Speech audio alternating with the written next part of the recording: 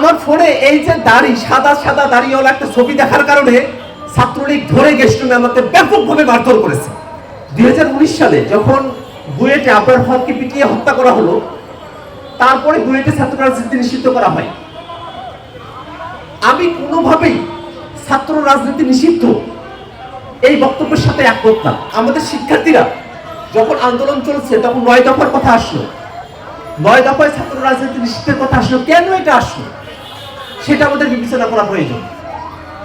কারণ ছাত্ররা দেখেছে হলগুলোতে ছাত্রলীগ দখলদারিত্ব করছে।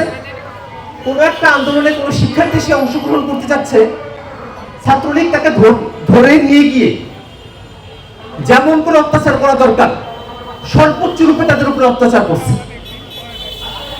আজকে ছাত্র শিবিরের সেক্রেটারি জেনারেল এখানে উপস্থিত আছেন।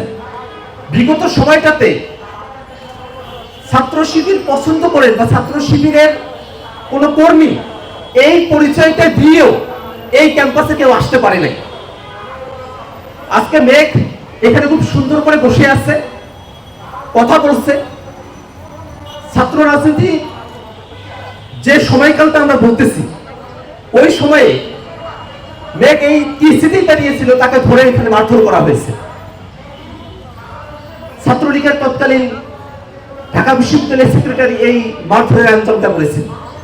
অর্থাৎ আমরা যখন ছাত্র রাজনীতির কথা বলতেছি, ছাত্র রাজনীতি নিষিদ্ধের কথা বলতেছি, তখন বেসিক্যালি আমরা ছাত্র রাজনীতির যত কুফল ছিল, ছাত্র রাজনীতির যত বিভীষিকাময় রূপ ছিল, সেগুলো আমরা নিষিদ্ধের কথা বলতেছি।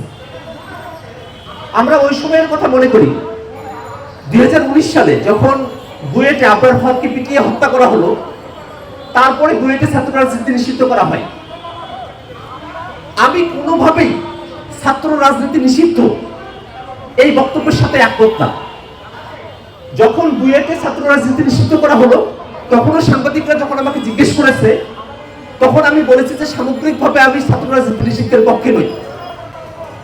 কারণ আমাদের দেশে আপনারা খেয়াল করে দেখবেন, যখন দলীয় রাজনীতি, মেজোভিত্তিক রাজনীতি বা ছাত্র রাজনীতি যে ফর্মে আপনি নিষিদ্ধের কথা বলেন না কেন, বুয়েটে ছাত্র রাজনীতি নিষিদ্ধ হওয়ার পরে আমরা যখন ঢাকা বিশ্ববিদ্যালয়ে বিভিন্ন সময়ে বিভিন্ন ইস্যুতে ছাত্ররা একত্রিত হয়েছি, আমরা বুয়েটের শিক্ষার্থীদেরকে অনেকটা পরে আমাদের সাথে পেয়েছি।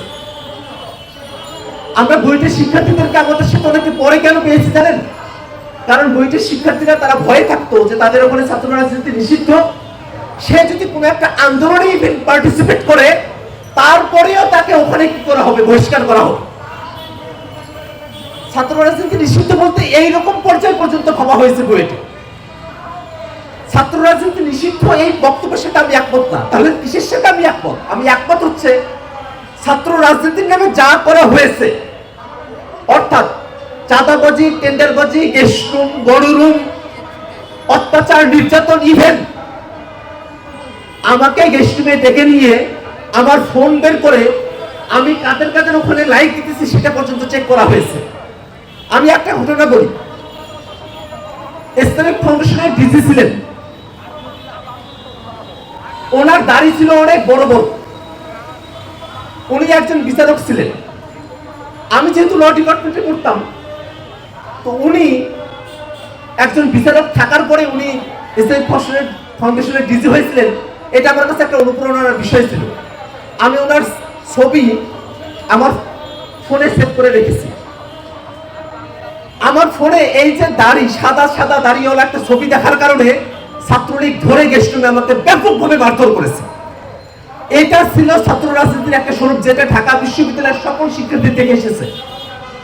এই কারণে আজকে এখনই যদি আমরা ভোট দেই যে ছাত্র রাজনীতি নিষিদ্ধ করা হবে কি হবে না, ঢাকা বিশ্ববিদ্যালয়ের 90% শিক্ষার্থী ভোট দেবে যে ছাত্র রাজনীতি নিষিদ্ধ করা হোক।